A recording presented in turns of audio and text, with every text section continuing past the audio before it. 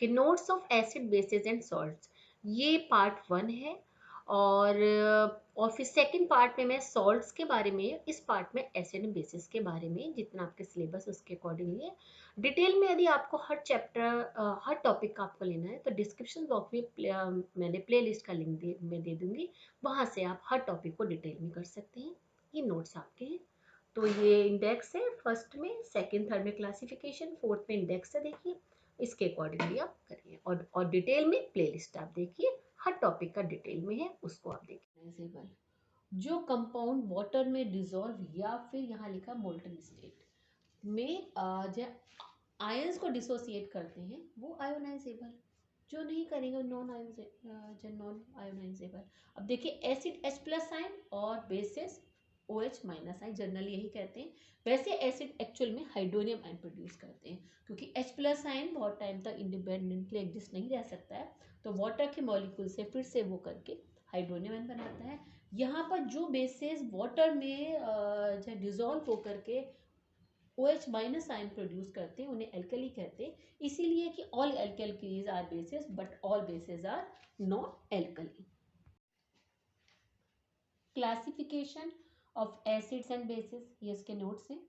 तो इनको एसिड्स और बेसिस को अलग अलग क्राइटेरिया के रूप में क्लासिफिकेशन किया गया, जैसे कि स्ट्रेंथ। स्ट्रेंथ मीन्स क्या हुआ कि जो एक्वस सोल्यूशन में एसिड और बेस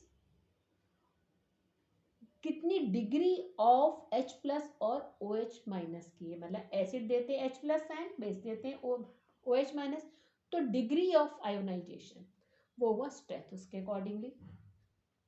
तो ये स्ट्रॉन्ग बेस इसकी उसी के अकॉर्डिंग ये डेफिनेशन है, कुछ एग्जांपल है। सेकंड है depending on their concentration. Concentration का मतलब होता है कि एसिड और बेस में कितना वाटर है, मतलब कि उसकी वाटर की परसेंटेज कितनी है या वाटर में एसिड की परसेंटेज कितनी है। यदि वाटर ज़्यादा है तो इट मीन्स डाइल्यूट हो गया, और यदि उसमें वाटर बहुत कम है मतलब या है ही नहीं उसमें, तो इट मीन कंसनट्रेटेड हुआ। तो ये मैंने मेन चीज़ लिखी। अब जैसे कंसनट्रेटेड, और इसका मतलब ये नहीं स्ट्रांग हुआ। अब जैसे इसका मैंने एक एग्जांपल लिखा है यहाँ पर कि जैसे HCl है, वो जो वीक एसिड है, तो डाइल्यूट HCl कंसंट्रेटेड वीक यदि एसिड है तो भी उससे जो है ज़्यादा स्ट्रॉन्ग होगा, क्योंकि वाटर में आयोनाइजेशन क्या हुआ, इसका ज़्यादा हुआ। इसी तरह से स्ट्रॉन्गर बेस में, तो ये ज़्यादातर बच्चे मिस्टेक करते हैं यहाँ पर स्ट्रॉन्ग और कंसंट्रेटेड। तो ये दोनों चीज़ अलग अलग है, यहाँ पर परसेंटेज ऑफ वाटर है और यहाँ पर degree of ionization. Okay, classification की ये थर्ड कैटेगरी है सोर्सेस। इस कैटेगरी के accordingly acid organic and inorganic में इसमें डिवाइड करा गया है। इस कैटेगरी के अकॉर्डिंगली बेसिस को क्लासिफाई नहीं करा गया है। और यहाँ पर एक पॉइंट आपको लर्न करना जरूरी है। आपने इससे पहले वाले पेज पर कंसंट्रेटेड और डाइल्यूट एसिड एंड बेसिस के बारे में नोट्स देखे होंगे।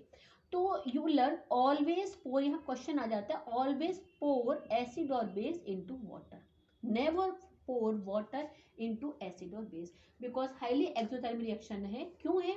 बिकॉज जब वाटर और एसिड और बेस आपस में रिएक्ट करते हैं तो एकदम से आयन उसमें से तो वो आयंस इतने ज़्यादा हो जाएंगे यदि वाटर उसमें कम है कि वो हाईली एक्सोथर्मिक होगा और एक्सीडेंट हो सकता है।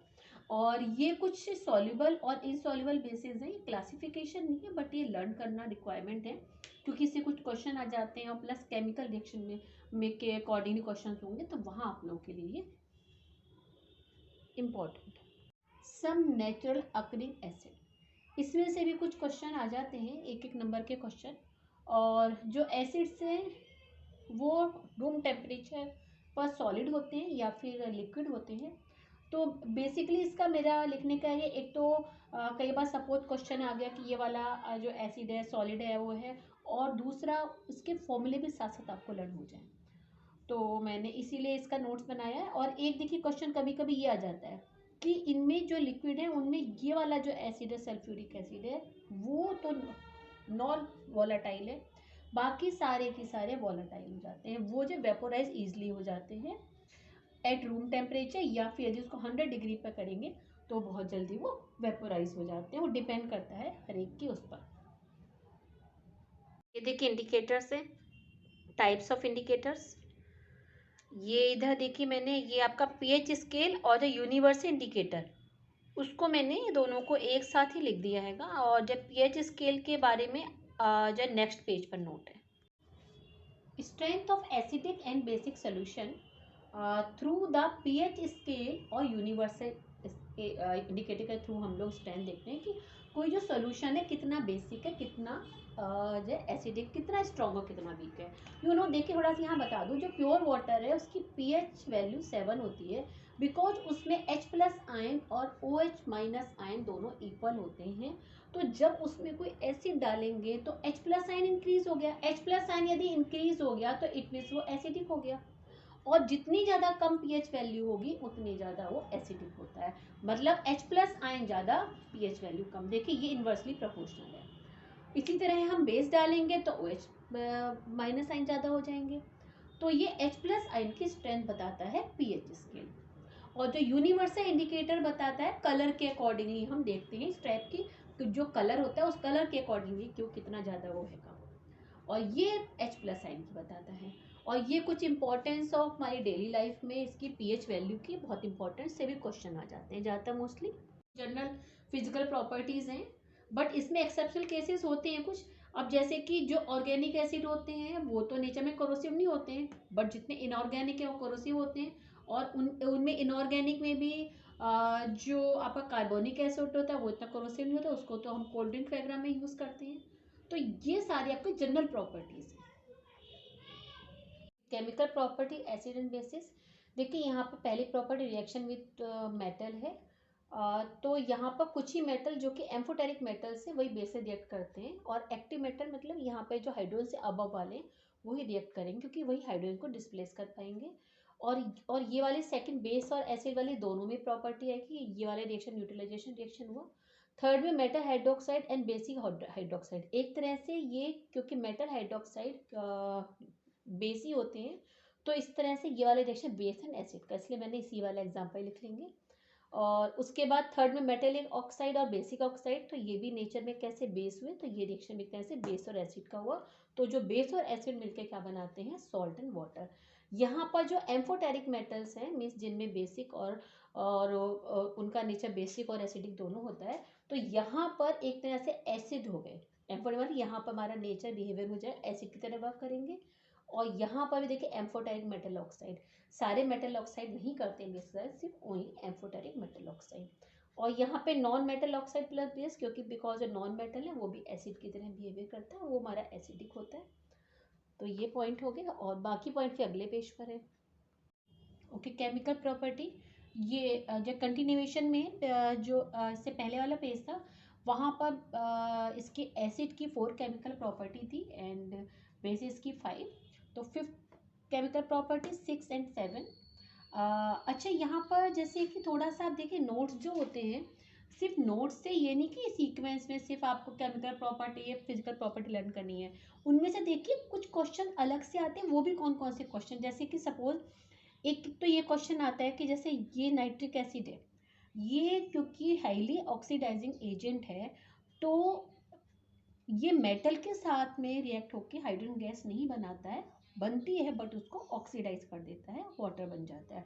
सिर्फ ओनली मैग्नीशियम और जो मैग्नीज है but very very dilute form 1%। और दूसरा देखिए जैसे ये कार्बोनेट और बाई कार्बोनेट का रिएक्ट करके कार्बन डाइऑक्साइड गैस बनेगी, water and salt, but basis नहीं रिएक्ट करते हैं।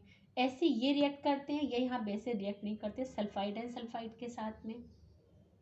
और दूसरा देखिए यहाँ पर जो मेटेलिक सॉल्ट कौन से वाले, हैवी वाले मेटेलिक सॉल्ट, तो रिएक्ट करके वो देखिए यहाँ पर तो सॉल्युबल बेस है ये देखिए, और ये इनसॉल्युबल बेस बनाइए तो ये प्रेसिपिटेट हो जाएगा ये। तो सपोज में से क्वेश्चन आता है कि कोई सपोज एग्जांपल आपका मेटेलिक सॉल्ट का एग्जांपल 1 नंबर में आता है, तो ये मेटेलिक सॉल्ट का एग्जांपल हो गया कॉपर सल्फेट जिंक सल्फेट।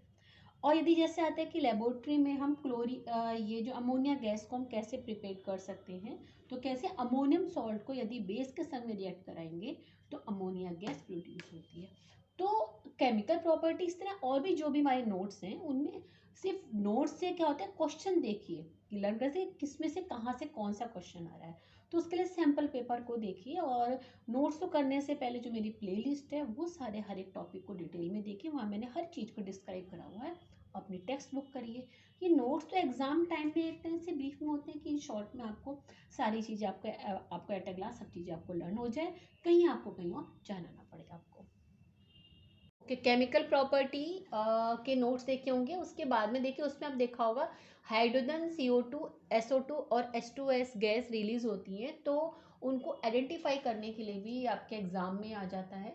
तो ये H2 गैस को हम कैसे आइडेंटिफाई करेंगे कि जैसे कि ये देखिए मेटल और इनका रिएक्शन है एसिड का, जहाँ पता है H2 गैस निकली, अब H2 ही गैस है तो कैसे होगा, हम जैसे ही बर्निंग कैंडल ले जाएंगे तो बर्न हो जाएगी पॉपर साउंड के साउंड में।